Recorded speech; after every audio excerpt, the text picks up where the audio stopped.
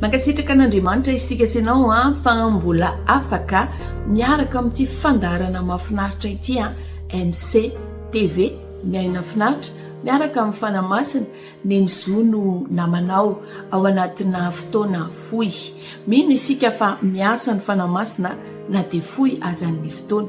ny tenin'andriamanitra izay iarahantsika dia amin'ny filazantsara Matthieu 5 ny 7 milaza toy izao ny anaran'i Jesosy hoe ary tsy misy manisy divay vaovao ao anaty siny hoditra tonta raha izany dia ho tritra ny siny hoditra ka ho raraka ny divay sady ho simba ny siny hoditra fa ny siny hoditra vaovao no asian'ny olona divay vaovao dia miara-maharitra izy roa ndresaka eto dia hoe divay vaovao ny divay vaovao dia ny fomba fiatsehan'ny fanamasina eo amin'ny fiainan'ny tsirairay avy manana divay vaovao izany hoe fiatsehan'ny fanamasina eo amin'ny fiainantsika Andriamanitra amin'ity taona ity fa zavatra resahany kosa ao amin'ny filazantsara Matthieu 5 ny 7 dia hoe raha te handray anio anefa ianao a dia tsy azonao raisina ao anatina siny tonta izy fazavaiko antsika tsy mahazo tsara tamin'ny andron'ny jiosy rehefa manamboatra divay dia ny divay moa any fiandohana tsy maintsy vaovao foana fa tsy misy tonga dia hoe divay tonta zany dia ny divay vaovao a mila atao anaty siny vaovao ny siny tamin'izany andro zany a tsy ny aluminium na ny tavoahangy fantasitsika androany fa nampiasaina zany dia siny hoditra na ondry na hoditra na osy ka rehefa arotsaka ao anatin'le siny ny divay raha vaovaovao dia izao misy dioxyde misy gaz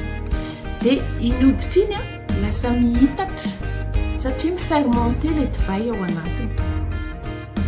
dia rehefa vaovao zany ny divay dia lasa elastika be le siny dia samy ao izy fa raha ohatra ka siny tonta siny efa niasa no anasiana divay vaovao dia zavatra mitranga dia ity tsy elastika intsony le siny satria efa nihitatra izy taloha tany dia lasa mienjana be izy any ka raha vao mamoaka n'le dioxyde sy le gaz ilay divay vaovao dia zavatra mitranga dia izao rovotra le siny tonta ka ny tenin'Andriamanitra androany dia miteny hoe raha vao siny tonta no entina mandray divay vaovao dia tsy maintsy tritriny ary izao very miaraka aminy le divay vaovao manana zavatra ho antsika Andriamanitra amin'ity taona ity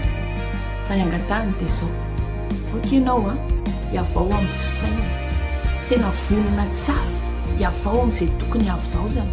ao amin'ny fanahy mba handray